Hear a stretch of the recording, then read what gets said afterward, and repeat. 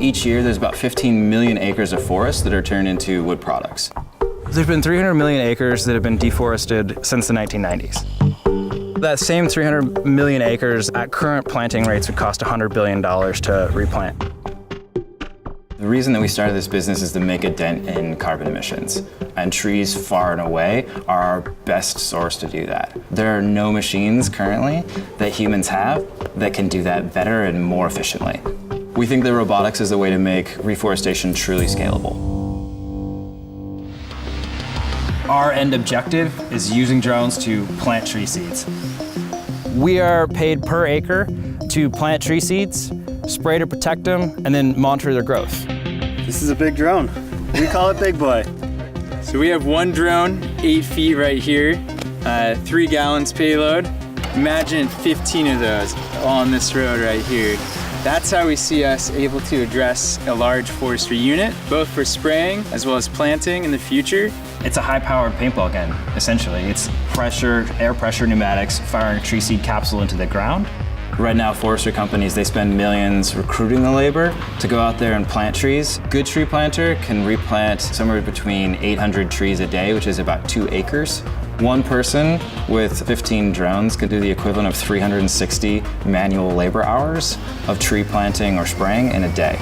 We use a seed, so there's no nursery, there's no need for a refrigerated supply chain, and it's not an issue for us to put 80 to 200 different species into the hopper and then spray them all over the ground. It is a step function, it's disruptive technology. We are already in beta as far as a software platform that allows one operator to manage 15 drones simultaneously. And then that takes us into a whole game changer as far as the economics of reforestation, which is what we're super excited about. DroneSeed is the most important company working today in carbon sequestration through forestry. Do you believe that CO2 is changing the global climate? If you do, then carbon sequestration has to be a part of the global climate solution. If you have an automation company that makes it orders of magnitude less expensive to plant and grow trees, that's going to be part of the global carbon sequestration solution. It has to be. So that's, I think, the big idea for DroneSeed is, could they be a foundational player in driving down the cost of saving the climate?